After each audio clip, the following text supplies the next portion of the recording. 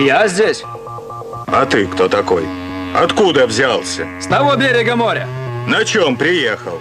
Оседлал хромую блоху, сел и приехал. Море что? Лужа! Может и лужа, да только то лужа орел не перелетел. Значит, орел. Птенец! Наверное, птенец. Но тянет его крылья в город закрывает. В городе ночь настает. Город, небось, крохотный! Через тот город заяц бежал, не перебежал. Выходит, заяц маленький. Заяц как заяц, из его шкуры тулуп вышел. Куда вышел? Вышел из того города, где заяц бежал, на который тень от орла упала, и пошел, куда глаза глядят. Чьи глаза?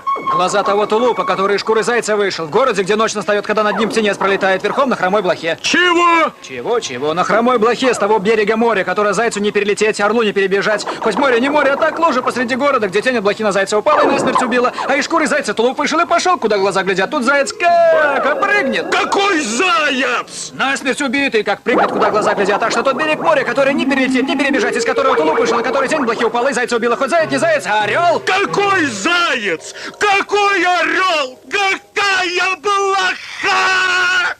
Повторить? Ну, значит, та самая блоха с того берега луж.